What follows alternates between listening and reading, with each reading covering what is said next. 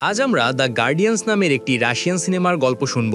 যখন আমেরিকা আর রাশিয়ার মধ্যে ঠান্ডা লড়াই চলছিল, সেই সময় রাশিয়ায় ধীরে ধীরে দেশকে আরও শক্তিশালী করার জন্য প্যাট্রিয়ট নামে একটা গোপন সংস্থা তৈরি করে। তাদের উদ্দেশ্য ছিল সাধারণ মানুষের উপর পরীক্ষা নিরীক্ষা করে এমন সুপারহিরো বানানো যারা শত্রুদের হাত থেকে দেশকে রক্ষা করতে পারবে। বিজ্ঞানীরা গোপনে শহরের বিভিন্ন জায়গায় নির্দিষ্ট কিছু মানুষের ওপর এই পরীক্ষা চালাতে শুরু করে। অবাক করা বিষয় হলো তাদের এই পরীক্ষা সফল হয় এবং কয়েকজন সাধারণ মানুষ অসাধারণ ক্ষমতা পেয়ে যায়। এই সুপারহিরোদের মধ্যে একজন ছিল যার ডিএনএ ভাল্লুকের সাথে মিশিয়ে দেওয়া হয়েছিল। সে ইচ্ছে করলেই বিশাল এক হিংস্র ভাল্লুকে পরিণত হতে পারত।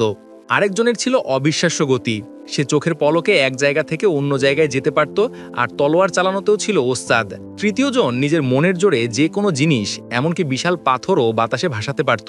আর চতুর্থজন ছিল একটি মেয়ে যে কিনা ইচ্ছে মতো অদৃশ্য হয়ে যেতে পারত। কিন্তু হঠাৎ একদিন এক রহস্যময় বিস্ফোরণে তাদের ল্যাবগুলো ধ্বংস হয়ে যায়।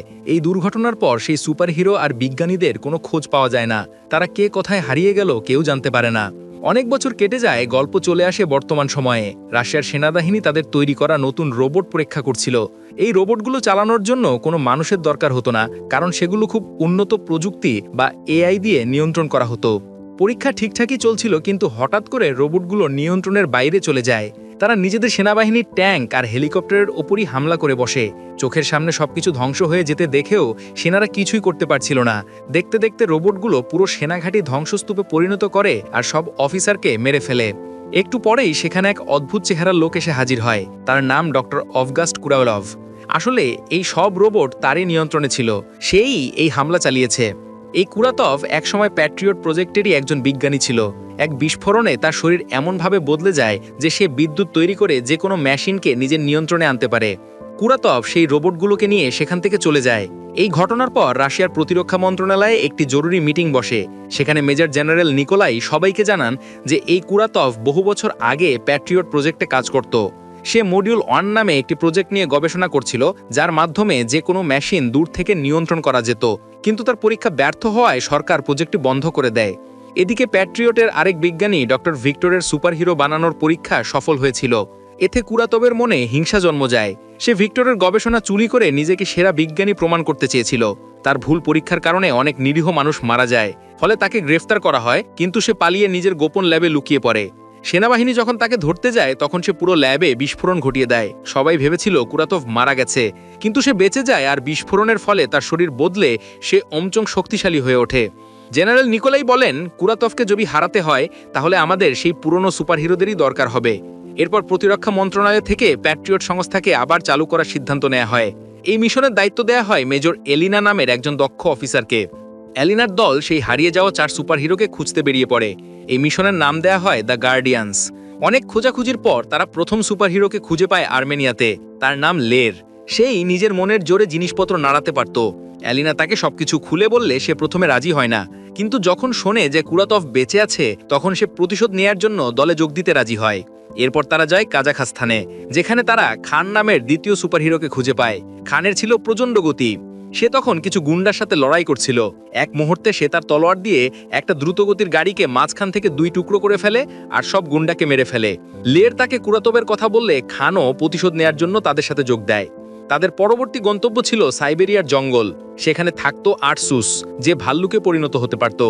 সেনারা তার কাছে আসতেই সে এক বিশাল ভাল্লুক হয়ে তাদের উপর হামলা করে, কিন্তু খান আর লেরকে দেখে সে শান্ত হয়। কুরাতবের নাম শুনে তার পুরনো রাগ জেগে ওঠে আর সেও দলে যোগ দেয়। সবশেষে তারা মস্কোতে পৌঁছায়। সেখানে জিনিয়া নামের শেষ সুপারহিরোটি একজন জাদুকর হিসেবে জীবন কাটাচ্ছিল। সে জলের সাহায্যে অদৃশ্য হয়ে জাদু দেখাতো। শো শেষে খান তার সাথে দেখা করতে গেলে জিনিয়া তাকে চিনতে না পেরে আক্রমণ করে, কারণ এক দুর্ঘটনার পর সে তার পতীত ভুলে গিয়েছিল। তখন আর্সুস এসে তাকে বোঝায় যে আমরা 4 জনই বিশেষ ক্ষমতার অধিকারী। আমাদের বয়স 40 বছর ধরে বাড়েনি, ঠিক তোমার মতোই। যে মানুষটা আমাদের এমন বানিয়েছে তার উপর প্রতিশোধ নেয়ার জন্য তোমার আমাদের সাথে আসা উচিত। এই কথা শুনে জিনিয়া তাদের সাথে প্যাট্রিয়ট হেডকোয়ার্টারে যেতে রাজি হয়। ওদিকে কুরাতভ তার নিজের মতো দেখতে হাজার হাজার ক্লোন বা নকল সৈন্য তৈরি করে ফেলেছিল। হেডকোয়ার্টারে এসে জানা যায় যে কুরাতো একটি পুরানো কারখানাকে তার ঘাঁটি বানিয়েছে। 4 জন সুপারহিরো তাকে ধরতে সেখানে পৌঁছে যায়, কিন্তু কুরাতভ তাদের সব ক্ষমতা আর দুর্বলতা সম্পর্কে জানতো। সে আগে থেকেই তৈরি ছিল। তার লোকেরা বিশেষ যন্ত্রের সাহায্যে অদৃশ্য জিনিয়াকে খুঁজে বের করে বরফ বানিয়ে দেয়। খানকে বিশেষ ইনজেকশন দিয়ে দুর্বল করে দেয়া হয় আর আরসুসকে এক শক্তিশালী জালে আটকে ফেলা হয়। লেড লড়াই করতে চেষ্টা করলেও কুরাতভ নিজে এসে তাকে সহজেই হারিয়ে দেয়।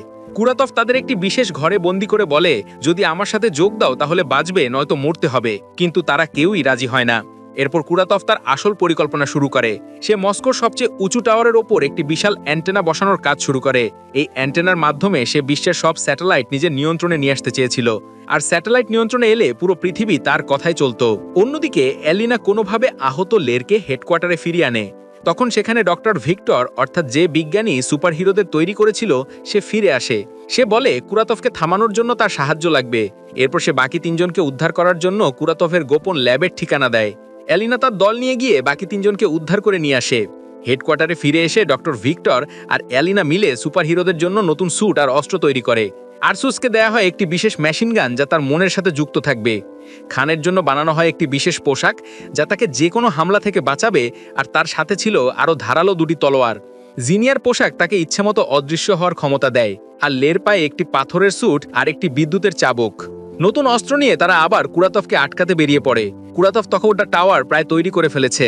লের মাটির নিচ দিয়ে গিয়ে কুরাতভের লোকের ওপর হামলা করে। আরসুস আর জিনিয়া বাইরে থেকে লড়াই শুরু করে। খান একটা প্লেন থেকে লাফ দিয়ে নেমে টাওয়ারের ওপরে থাকা শত্রুদের খতম করে দেয়। জিনিয়া নিজের জীবনের ঝুঁকি নিয়ে টাওয়ারের এনার্জি জেনারেটর নষ্ট করে দেয়, কিন্তু সে অজ্ঞান হয়ে যায়। তখন ডক্টর ভিক্টর এলিনাকে জানায় যে যদি চারজন সুপারহিরো তাদের সমস্ত শক্তি এক জায়গায় করে তাহলে তারা কুরাতভকে হারাতে পারবে। চারজন মিলে টাওয়ারের চূড়ায় কুরাতভের মুখোমুখি হয়। কুরাতভ একা তাদের চারজনের ওপর ভারী পড়ে যায়। সে আরসুসের মেশিন গান আর লেরের চাবুক ভেঙে দেয়, খানকে ছুঁড়ে ফেলে দেয়। ঠিক সেই মুহূর্তে এলিনার মাধ্যমে ডক্টর ভিক্টরের বার্তা তাদের কাছে পৌঁছায়। তখন তারা চারজন নিজেদের সমস্ত শক্তি এক জায়গায় করে। সেই সম্মিলিত শক্তি থেকে একটি বিশাল এনার্জি বিম তৈরি হয়। সেই বিমের প্রচণ্ড আঘাতে কুরাতভ আর তার টাওয়ার দুটোই মুহূর্তের মধ্যে ধ্বংস হয়ে যায়। এরপর সংবাদে দেখানো হয় যে রাশিয়ার সেনাবাহিনী শহরকে সন্ত্রাসীদের হাত থেকে বাঁচিয়েছে। কেউ গার্ডিয়ানসদের কথা জানতে পারে না। জিনিয়া তার পূর্ণ স্মৃতি ফিরে পায় আর সে আরসুসের সাথে একটা নতুন জীবন শুরু করার সিদ্ধান্ত নেয়। তারা সবাই কথা দেয় যদি পৃথিবীতে আবার কোনো বিপদ আসে তাহলে তারা একসাথে ফিরে আসবে। যাওয়ার আগে এলিনা তাদের জানায় যে প্যাট্রিয়ট প্রজেক্টের অধীনে তৈরি হওয়া আরও অনেক সুপারহিরোকে তারা খুঁজে পেয়েছে।